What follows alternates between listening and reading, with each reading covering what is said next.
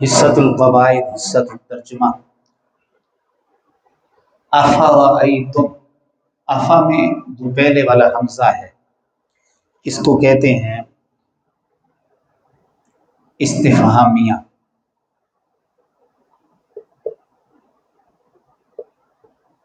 یہ دو حروف ہوتے ہیں، حمزہ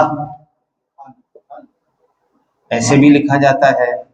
ایسے بھی اکیلا بھی لکھا جاتا ہے، فقط ایسے بھی لکھا جاتا ہے۔ یہ ایک ہی حرف ہے، اس کے لکھنے کے یہ تین مختلف طریقے ہو سکتے ہیں۔ اور دوسرا حرف ہے حل، اس کا معنی بھی کیا ہے اور اس کا معنی بھی کیا ہے۔ ان کو کہتے ہیں حروف استفہام۔ حروف استفہام، استفہام جس کے ذریعے سے فہم حاصل کے پوچھا جائے، سوال کیا جائے۔ حمزہ زبر آ جس کا معنی ہے کیا، فا حرف ہے جس کا معنی ہے پس،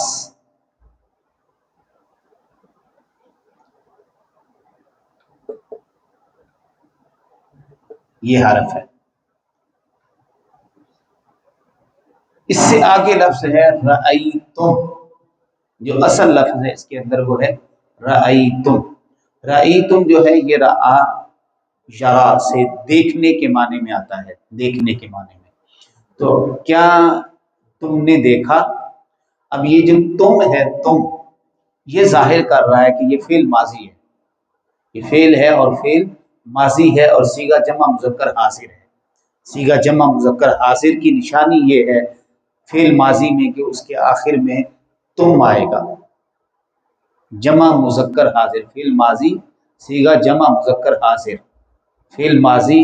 صیغہ جمع مذکر حاضر۔ اس بات کو اچھی طرح سے یہ جملہ زبان پر چڑھ جائے، رٹ جائے، فعل دیکھا فوراً یہ جملہ زبان پر جائے، فعل ماضی صیغہ جمع مذکر حاضر، فعل ماضی صیغہ جمع مذکر حاضر، یعنی جس بھی کلمہ کے آخر میں آپ تم دیکھیں یہ نشانی ہے۔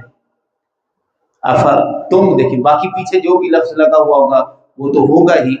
لیکن یہ کہ تم سے آپ پہچان لیں کہ یہ فعل ماضی ہے اور صیغہ جمع مذکر حاضر ہے۔ ترجمہ آپ نے ماضی کے ساتھ کرنا ہے، تم نے دیکھا، تم سب نے یعنی دیکھا۔ تو کیا تم نے دیکھا؟ ما تحرسون، ما تین طرح کا ہوتا ہے، ما استفہامیہ بھی ہوتا ہے جس کا معنی ہوتا ہے کیا، ما نافیہ بھی ہوتا ہے جس کا معنی ہوتا ہے نہیں، اور ما موصولہ ہوتا ہے جس کا معنی ہوتا ہے جو۔ حرف ما جو ہے یہ تین طرح کا ہوتا ہے۔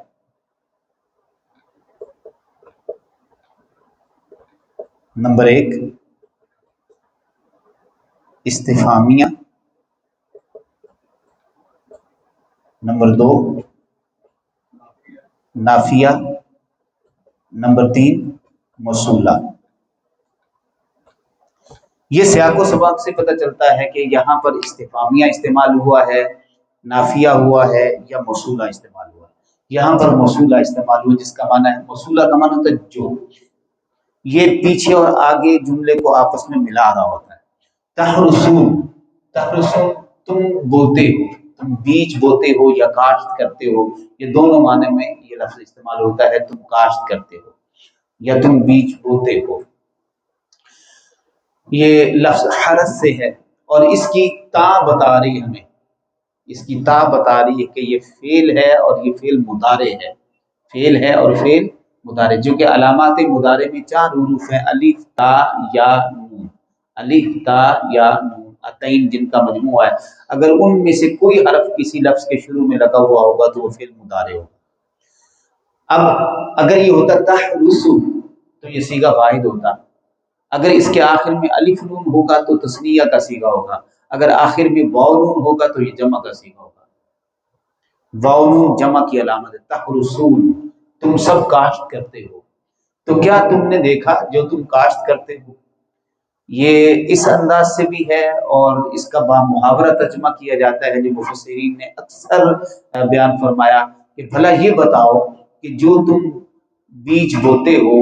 یا جو تم کاشت کرتے ہو، بھلا یہ بتاؤ جو تم کاشت کرتے ہو، انتم تزرعونہ ام نحن الزارعون، کیا تم اگاتے ہو اسے؟ تزرعون، اب یہ دیکھیں تزرعون، یہ ایک لفظ ہے تزرعون، جیسے یہ تھا تخرسون، تزرعون، اسی وزن پر، اسی طرح سے، اسی نشانی علامت مضارع کے ساتھ، تو ہم کہہ سکتے ہیں کہ یہ فعل مضارع ہے، صیغہ جمع مذکر حاضر۔ جمع مذکر حاضر کی ماضی میں نشانی ہے کہ آخر میں تم ہوگا، اور مضارع میں نشانی ہے کہ اس کے شروع میں تا ہوگا۔ فعل مضارع صیغہ جمع مذکر حاضر، حاضر کی نشانی ہے شروع میں تا ہوگا۔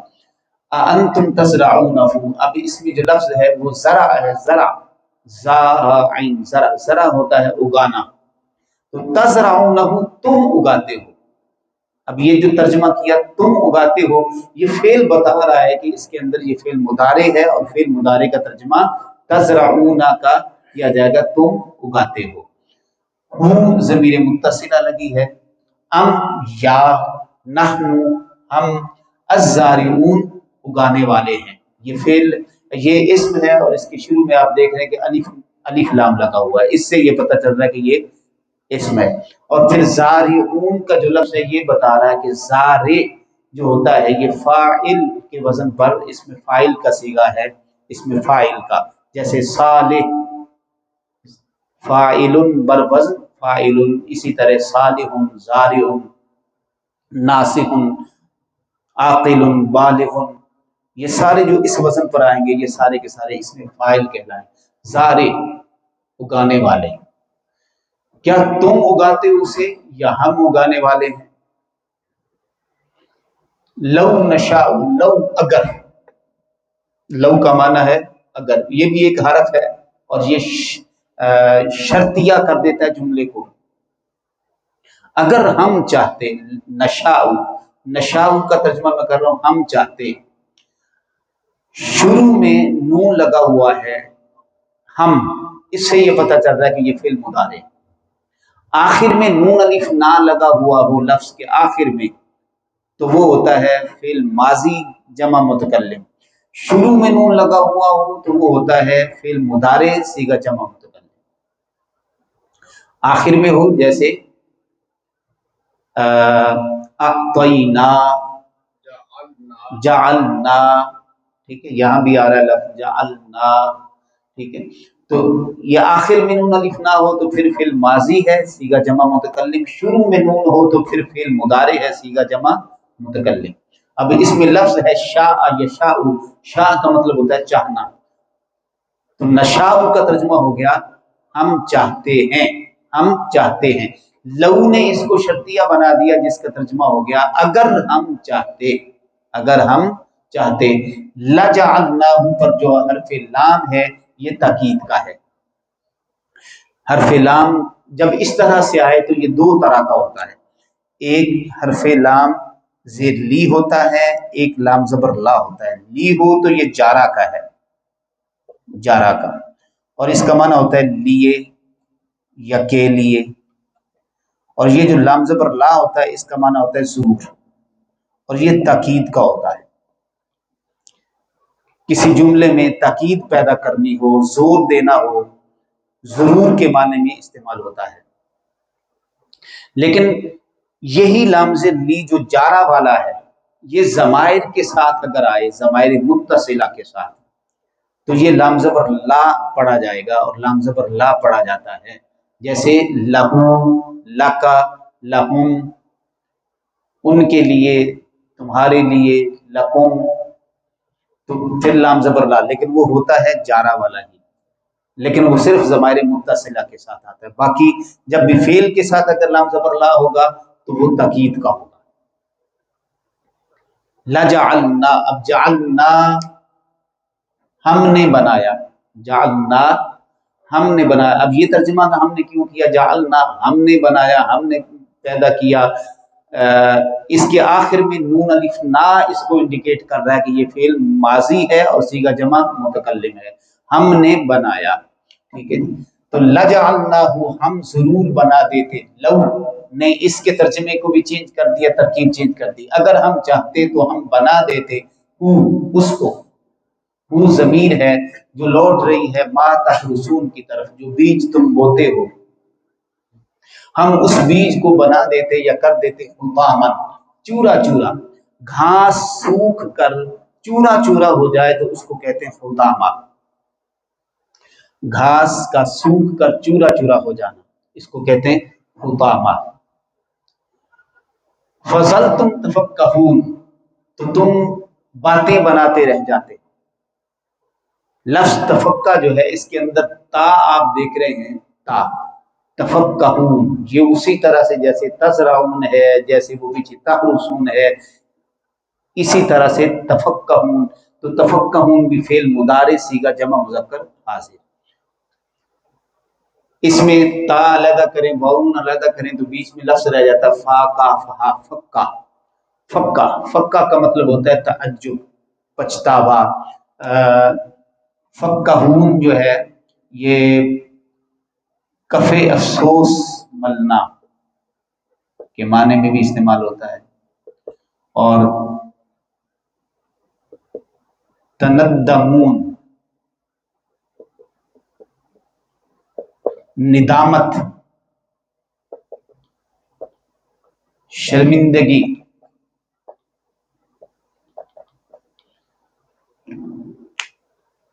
اگر ہم چاہتے تو وہ بیج جو تم بوتے ہو اس کو ہم چورا چورا، زیرہ زیرہ اس کو کر دیتے، ختم کر دیتے، ملیا میٹ کر دیتے، اور تم باتیں بناتے رہ جاتے، تم تعجب میں رہ جاتے، دیکھتے رہ جاتے، کف افسوس ملتے رہ جاتے، ندامت و شرمندگی میں رہ جاتے۔ انا لمغرمون، اور پھر کہتے بے شک ہم پر لمغرمون، ضرور۔ اب یہ دیکھیں یہاں بھی لام زبر لا آیا ہے، تو یہ لام تاکید کے طور پر آ رہا ہے اور جملے میں زور پیدا کر رہا ہے، لمغرمون۔ انا میں آپ دیکھ رہے ہیں انا، بے شک ہم، بے شک۔ اگر فقط انا ہو اور الف ساتھ نہ ہو تو پھر ترجمہ ہوگا صرف بے شک، پھر ترجمہ ہوگا بے شک، اور اگر ساتھ میں الف ساتھ شامل ہو جائے تو پھر ترجمہ ہوگا بے شک ہم۔ لمغرمون، ضرور۔ مغرمون کا مطلب ہے غرام، تاوان کو بھی کہتے ہیں، عذاب کو بھی کہتے ہیں،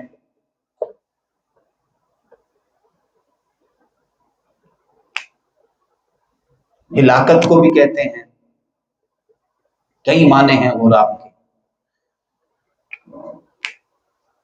تو پھر تم کہتے کہ بے شک ہم پر ضرور عذاب آ گیا،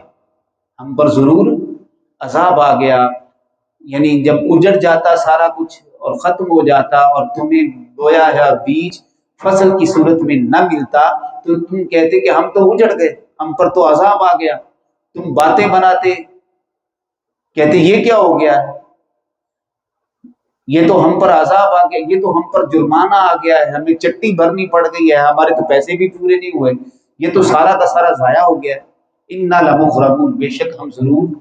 ہم پر ضرور تاوان پڑ گیا۔ بل نحن محرومون، بلکہ ہم تو محروم رہ گئے، بے نصیب ہو گئے، کہیں دامن رہ گئے، ہمیں تو کچھ بھی میسر نہ آیا، کچھ بھی ہاتھ نہ لگا۔ اگر ہم تمہارا بویا ہوا بیج اس کو ہم چورا چورا کر دیتے، اگنے ہی نہ دیتے، ختم کر دیتے، ضائع کر دیتے تو یہ ہم کر سکتے تھے، اور پھر تم باتیں بناتے، کف افسوس ملتے اور کہتے کہ ہم پر تو عذاب آ گیا، ہم پر تو چٹی پڑ گئی، ہم پر تو توان آ گیا۔ بل نحن محرومون، ہم تو بے نصیب رہ گئے، بل نحن محرومون، ہم تو بے نصیب رہ گئے۔ یہاں اللہ تبارک و تعالی ان آیات بینات میں ایک تسلسل کے ساتھ اپنی نشانیاں حشر و نشر کی بیان فرما رہے ہیں، یہ چلتے رہے، حشر و نشر کی چلتے ہیں، حشر و نشر کی نشانیاں بیان فرما رہے ہیں۔ پیچھے اگر آپ اس کے سیاق و سباق کو ملاحظہ فرمائیں تو سیاق و سباق میں ایک جملہ پیچھے گزرا تھا کہ کفار کہتے ہیں ہمیں کیسے زندہ کیا جائے گا، ہم جب مر کے مٹی ہو جائیں گے، اذا متنا وکنا ترابا وعظاما، تو جب ہم بالکل مر کے مٹی ہو جائیں گے، ہمارا گوشت پوشت سب کچھ، اور پھر ہمارے آبا و اجداد آبا، تو اس پر وہ بڑا متعجب ہوتے تھے کہ ہمارے باپ دادا وہ سارے، یہ جس سارے مر کے ہمارے باپ دادا بھی ختم ہو گئے، تو دوبارہ کیسے جی اٹھیں گے، دوبارہ کیسے پیدا ہو جائیں گے جب ختم ہو گئے؟ اللہ پاک اس کا تسلسل کے ساتھ کئی دلائل کے ساتھ جواب عطا فرما رہے ہیں۔ اس سے پہلے جو آیت مبارکہ گزری وہ بھی اسی مضمون پر مشتمل ہے، جس میں اللہ رب العزت نے ارشاد فرمایا افرائیتم ما تمنون، بھلا یہ بتاؤ جو منی کا قطرہ تم ٹپکاتے ہو، انتم تخلقونہ ام نحن الخالقون، اس سے پیدائش، اس سے پیدا کرنا وہ ہم کرتے ہیں یا تم کرتے ہو؟ تمہارا اتنا فیل ہے اس میں، وہ بھی اللہ کی قدرت سے ہے،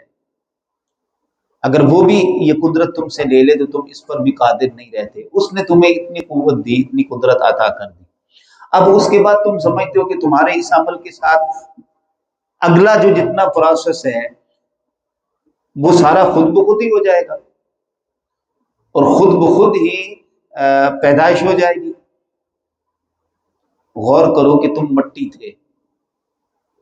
یہاں افرائیتم کے کلمات جو ہیں وہ یہ بار بار جوڑ کر مخاطب کر کے یہ ہمیں واضح کر رہے ہیں کہ یہ بتاؤ تم مٹی تھے، خاک تھے،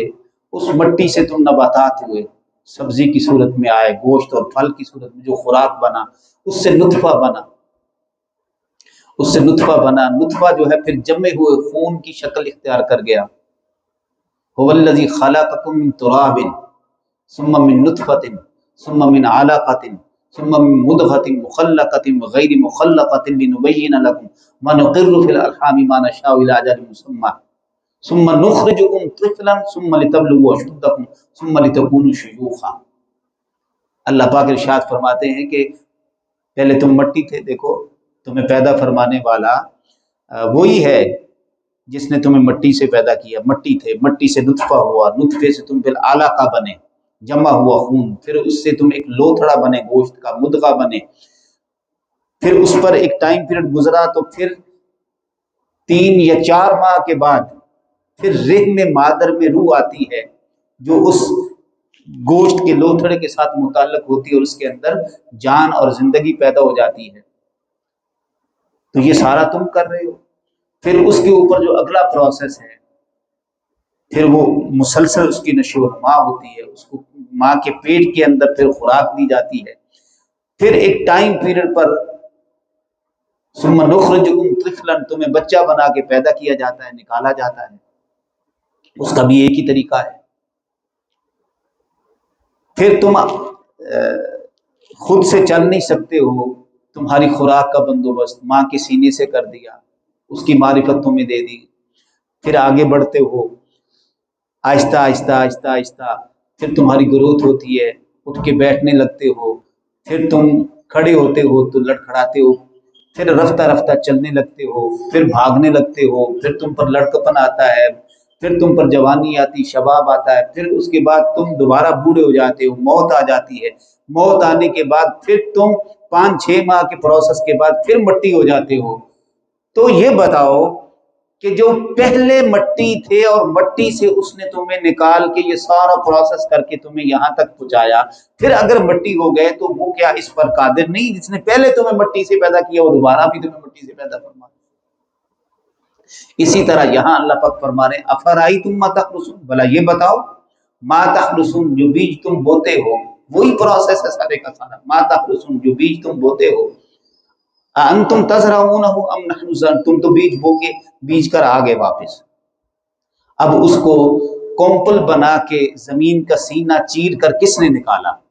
اب اس کو ایک ہوا کی بھی ضرورت تھی، پانی کی بارش کی بھی ضرورت تھی، اس کو تپش کی بھی ضرورت تھی، تو سورج کی ایک مناسب تپش،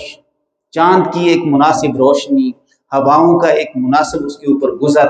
پھر بارش کا ایک مناسب اس کو پانی کا ملنا مقدار، یہ ساری چیزیں کر کے اس کو اس انداز میں اس حالت میں لانا کہ وہ زمین کا سینہ شک کر کے باہر نکل آئے ایک کومپل کی صورت میں، وہ کومپل بنے، پھر کومپل جو ہے وہ بڑھتی چلی جائے اور بڑھتے بڑھتے وہ پھر تناور ہو جائے، تناور ہو تو اس کے اوپر جو ہے پھل لگے، پھول لگیں، پتے لگیں، وہ پورا درخت ہو جائے۔ درخت ہونے کے بعد جب پھل آ گیا اس کے اوپر، تم پھل توڑ کر لے آئے، پھل تم نے کھا لیا، کھانے کے بعد پھر بیج رہ گیا، اس بیج کو پھر بوتے ہو، پھر اس سے دوبارہ پھل نکل آتا ہے۔ تو وہ ذات جل والا جو بیج سے ایک پھل بنا کر دوبارہ بیج کر دیتی ہے اور بیج سے پھر دوبارہ ہزاروں بیج پیدا کر کے پھر دوبارہ پھل بنانے پر قادر ہے، تو وہ تمہیں ایک مٹی سے دوبارہ مٹی کر کے پھر اس سے تمہیں تخلیق کرنے پر اور پیدا کرنے پر قادر نہیں ہے؟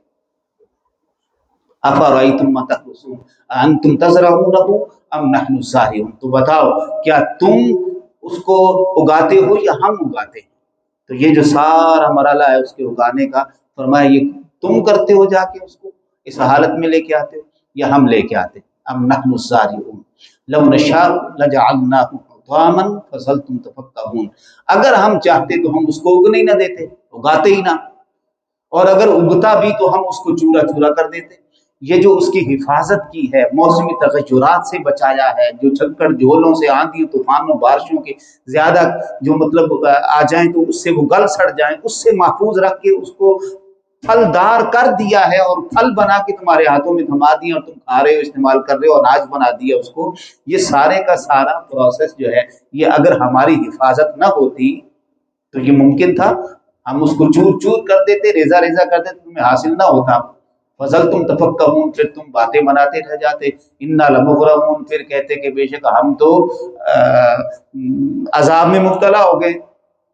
ہم تو جا کے بیج بھی بو کے آئے تھے پھر بھی کچھ حاصل نہیں ہوا، ہم نے تو زمین بھی لی، اس کے لیے ہل بھی چلایا، کھاد بھی ڈالی، تو تم سمجھتے ہو فقط کھاد ڈالنے سے، بیج جا کے بو آنے سے وہ پیدا ہو کے پھر وہ تناور ہو کے پھلدار بن جائے گا؟ نہیں،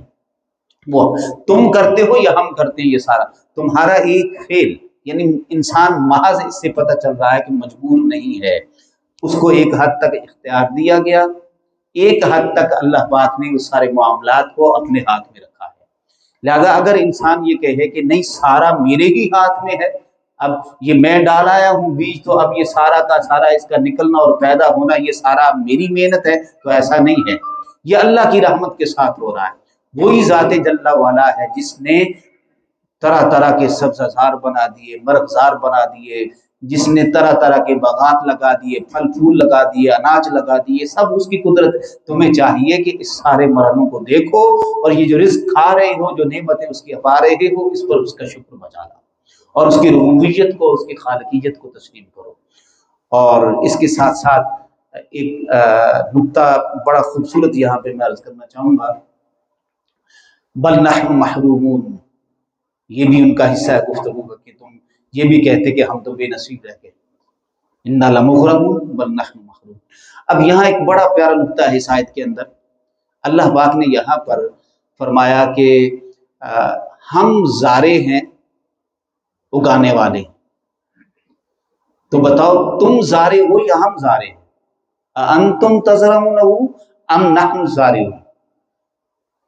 حضرت سیدنا ابو ہریرہ رضی اللہ تعالیٰ عنہ فرماتے ہیں کہ انسان کو چاہیے کہ وہ یہ کہے کہ میں حرست، میں کاشت کرنے والا ہوں، بیج بونے والا ہوں۔ اسے یہ نہیں کہنا چاہیے کہ زرعت، میں اگانے والا ہوں، اگانے والا اللہ ہے۔ تو یہاں تھوڑی سی حد قائم کی گئی ہے کہ اپنے لیے جو ہے تم حرست کا لفظ استعمال کرو کہ میں کاشت کرنے والا ہوں، اللہ کے لیے کہو کہ وہ زارع ہے، اپنے لیے ہرگز نہ کہو کہ میں اگانے والا ہوں۔ قرآن مجید نے بھی یہاں فرمایا، لیکن جو نقطہ ہے بڑا خوبصورت وہی عرض کرنا چاہ رہا ہوں۔ اللہ پاک نے سورہ فتح میں ارشاد فرمایا، کزرع اخرج شطأہ فآزرہ فاستغلظ فاستوى علی سوقہ یعجب الزراع لیغیظ بہم الکفار۔ اس حصہ آیت کے اندر انسان کو اللہ نے الزارع کہا، انسان کی طرف نسبت کی، اس کے اگانے والا، اس کو اچھا لگے گا۔ فرمایا جب ایک کھیتی جو ہے کزرع، ایک کھیتی کی طرح، اخرج شطأہ، جب وہ اپنی کومپل نکالتی ہے، فآزرہ، پھر اس کو مضبوط کر دیا اس نے، فآزرہ، فاستغلظ، پھر وہ تناور ہو گیا، فاستوى علی سوقہ، پھر وہ اپنے تنے کے اوپر سیدھا کھڑا ہو گیا، یعجب الزراع، پھر اس کے اگانے والے کو اچھا لگنے لگا۔ اب یہاں پر اس حصہ آیت کے اندر اگانے والے کی نسبت جو ہے وہ انسان کی طرف کی گئی۔ یہاں اللہ پاک نے فرمایا انتم تزرعونہ ام نحن الزارعون، یہ بتاؤ کہ تم اگانے والے ہو یا ہم اگانے والے۔ یہاں اگانے میں انسان کی نفی کر دی اور اپنا اگانے کا عمل جو ہے اس کو سامنے رکھا کہ اگانے والے ہم ہیں۔ وہاں اللہ نے فرمایا کہ یعجب الزراع، اس کے اگانے والے کو وہ اچھا لگنے لگا، یعنی اس حد تک وہ جب تناور پھلدار سایہ دار درخت بن گیا تو اپنے اگانے والے کو اچھا لگنے لگا۔ تو اگانے والے سے مراد وہاں پہ انسان ہے۔ اس سے کیا معنی اخذ ہوتا ہے؟ اس سے یہ پتہ چلتا ہے کہ حقیقی خالق و مالک اللہ کی ذات ہے، حقیقی زارع اللہ کی ذات ہے، لیکن مجازن لفظ زارع کا استعمال جو ہے وہ انسان پر بھی ہو سکتا ہے۔ یہ بالکل اسی طرح سے ہے جس طرح سے ہم انبیاء علیہ السلام کے لیے بڑی اہم بات ہے، جیسے اولیاء کرام کے لیے، صلحاء کے لیے ہم مشکل کشا کا لفظ استعمال کرتے ہیں، داتا کا لفظ استعمال کرتے ہیں، حاجت روا کا لفظ استعمال کرتے ہیں، غوث اور قطب کا لفظ استعمال کرتے ہیں۔ ان سارے لفظوں کا معنی یہی ہے جو یہاں پر اس طرح سے ہے کہ زارع حقیقت میں اللہ ہی ہے، لیکن اس نے مجازی طور پر انسان کو بھی زارع بنایا، زارع کیا اس کو۔ اسی طرح سے حقیقی طور پر داتا اللہ ہی ہے، حاجت روا اللہ ہی ہے، مشکل کشا اللہ ہی ہے، غوث اللہ ہی ہے، لیکن مجازی طور پر انسان کو غوث کہہ دینا یا داتا کہہ دینا یا حاجت روا اور مشکل کشا کہہ دینا وہ شرک نہیں ہے، وہ توحید کے منافی نہیں ہے۔ جس طرح سے زارع اللہ کی ذات بھی ہے اور انسان بھی ہے، مگر انسان کو زارع اللہ نے بنایا ہے اور اللہ کو کسی نے زارع نہیں بنایا۔ وہ از خود زارع ہے اور انسان جو ہے وہ زارع ہونے میں اللہ کا محتاج ہے، یعنی اس کا جو زارع ہونا ہے وہ اللہ کی عطا کے ساتھ ہے، یہ اللہ کی عطا۔ اسی طرح سے سمیع و بصیر ہے اللہ کی ذات، اس نے فرمایا اللہ انہ هو السمیع البصیر، اللہ سمیع اور بصیر ہے۔ انسان کے لیے کہا فجعلناہ سمیعا بصیرا، ہم نے انسان کو بھی سمیع اور بصیر بنایا۔ اب انسان سمیع اور بصیر ہونے میں اللہ کا محتاج ہے، اللہ کسی کا محتاج نہیں ہے۔ تو لفظ سمیع اور بصیر جو اللہ کے لیے ہے انسان کے لیے بھی استعمال ہو رہا ہے۔ اسی طرح سے داتا کا لفظ، حاجت روا کا لفظ، مشکل کشا کا لفظ وہ انسان کے لیے بھی استعمال ہو رہا ہے، اللہ کے لیے بھی استعمال ہو رہا ہے، لیکن وہاں پر یہ قطعاً یہ معنی اور مفہوم نہیں ہے کہ یہ جتنے سارے لفظ ہیں ان سے مراد حقیقی طور پر انسان حاجت روا یا حقیقی طور پر مشکل کشا ہے۔ جہاں بھی یہ معنی لیے جائیں گے مجازی طور پر لیے جائیں گے، حقیقی معنوں میں اللہ ہی حاجت روا اور مشکل کشا، اور مجازی طور پر مراد لیا جانا اس سے قطعاً شرک وارد نہیں ہوتا اور نہ ہی یہ توحید کے منافی ہے، بلکہ عین نص قرآن کے مطابق ہے۔ اور اس طرح سے بہت سارے کلمات ہیں، جیسے اب مولا کا لفظ استعمال کرتے ہیں، مولا اللہ کو بھی کہتے ہیں۔ نبی پاک صلی اللہ علیہ وسلم نے فرمایا من کنت مولا فہذا علی مولا، جس کا میں مولا ہوں اس کا علی مولا ہے۔ اب مولا جب حضور نے اپنے لیے بھی فرمایا، حضرت علی علیہ السلام کے لیے بھی فرمایا، اللہ اپنے لیے بھی فرما رہا ہے، ٹھیک ہے، تو یہاں پھر معنی کے اندر وہ تطبیق پیدا کرنی ہوگی، سمجھنا ہوگا کہ مفہوم کیا ہے۔ مفہوم یہ ہے کہ جب اللہ کے لیے مولا کہیں گے تو اللہ حقیقی طور پر مالک اور مولا ہے، ٹھیک ہے۔ جب کسی انسان کے لیے لفظ مولا استعمال کریں گے تو وہ مجازی طور پر مولا ہے۔ اسی طرح مالک کا لفظ ہے، اسی طرح باقی سارے کلمات ہیں۔ تو یہ ہمیں اس لفظ الزارع سے یہ بات معلوم ہوئی، نقطہ میں نے چاہا کہ آپ کے سامنے یہ واضح کر دوں۔ اللہ تبارک و تعالیٰ قبول منظور فرمائے۔ جیسا